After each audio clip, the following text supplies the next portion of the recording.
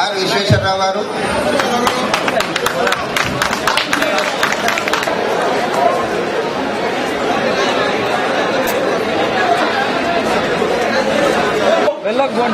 నలభై ఏళ్ళ నుండి 200 కళ్ళు కమ్మళ్ళు ఉండే వాళ్ళు ఆరు ఒక్క కలం తోటి నగరంలో ఉండే కళ్ళు కమ్మళ్ళు తీసేయమంటే ఎక్కడ పోవాలా?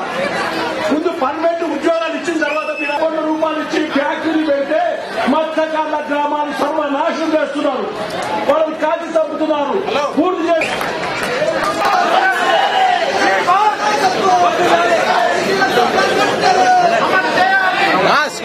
కార్యక్రమాన్ని ఈ రాష్ట్ర ప్రభుత్వం బీసీల పట్ల, ముఖ్యంగా స్థానిక సంస్థ ఎన్నికల్లో రిజర్వేషన్ పట్ల చేసిన కార్యక్రమాన్ని చెప్పడం జరిగింది.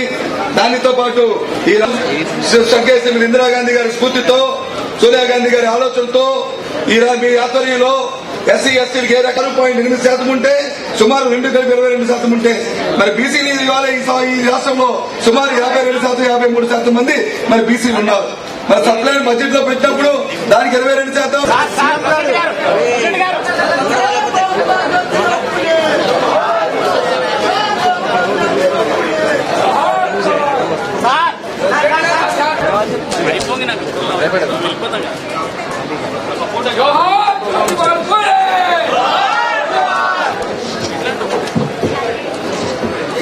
మనం గౌరవించినప్పుడు మన తోటి మనిషికి ఆయన రక్త మాంసాలు ఉన్నాయి, మనకు రక్త మాంసాలు ఉన్నాయి, ఆయన ఎందుకు ఈ విధంగా చేస్తారని చెప్పి దళితులను కూడా అందరితో సమానంగా చూడాలి అని చెప్పినటువంటి మహానుభావుడు. మనకున్న వనరులు చూసుకొని మనం చేస్తా పోవటం జరుగుతుంది. 2 అంశాలు మీరు స్పష్టంగా గుర్తు చేసుకోవాలి. కృష్ణయ్య గారు చెప్పారు, ఆడుకుంటూ పండ్లు తీసుకోవాలి. మీరు చెట్ల కోసం, పండ్ల కోసం చెట్టునే కొట్టేస్తే ఇబ్బంది వస్తుంది. అది జాగ్రత్తగా మీరు ఆలోచన చేయాలి. నేను చెప్పిండేది మీకు అర్థమైంది అనుకుంటా. మామూలుగా హైదరాబాద్ లో అంటారు అకల్ మందుకు ఇషారా కాఫీ అయ్యారు. ఇక్కడంతా అకల్ మందులే ఉన్నారు, చాలా తెలివైన వారే. అందుకని నేను చెప్పేది బాగా అర్థమైంది అనుకుంటారు. ఒకసారి మీరు బడ్జెట్ చూసుకుంటే 9 సంవత్సరాలు మనకు అప్పుడున్న ప్రభుత్వం 2004 కంటే ముందు ఉన్న ప్రభుత్వం. ఉగాది రోజు కూడా వాళ్ళ గురించి ఎందుకు మాట్లాడేది, అందుకని ఆ పార్టీకి చెప్పకన్నా 2004 కంటే ముందర ఉన్న ప్రభుత్వం ఎంత పోరాడినా కూడా 9 సంవత్సరాల్లో యావరేజ్ గా సంవత్సరానికి ఇచ్చిండేది 156 నుంచి 158 కోట్ల రూపాయలు మాత్రమే బడ్జెట్ లో ఇచ్చారు. దాన్ని నేను మొట్టమొదటి సంవత్సరం ముఖ్యమంత్రి అయిన తర్వాత అప్రాక్సిమేట్ గా 1000-1200 కోట్లు ఉండింది. దాన్ని 2000 కోట్లు చేశాను. పోయిన సంవత్సరం 3000 చేశాను. ఈ సంవత్సరం 4028 కోట్ల రూపాయలకు పెంచడం జరిగింది బడ్జెట్.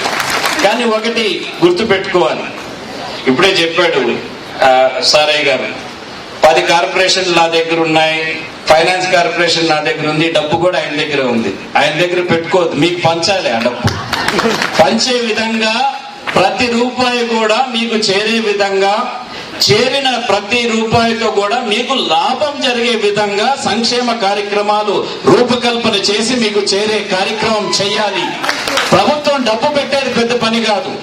ఆ డబ్బును సక్రమైన మార్గంలో మనం వినియోగిస్తున్నామా లేదా, ఒకసారి ఆ డబ్బు మీకు వచ్చినప్పుడు మీకు మేలు జరుగుతా ఉందా లేదా, ఆ సంక్షేమం కార్యక్రమాల వల్ల మీకు లాభము జరుగుతా ఉందా లేదా అనేది ఆలోచన చేసుకోవాల్సిన అవసరం ఖచ్చితంగా ఉంది ప్రభుత్వంలో.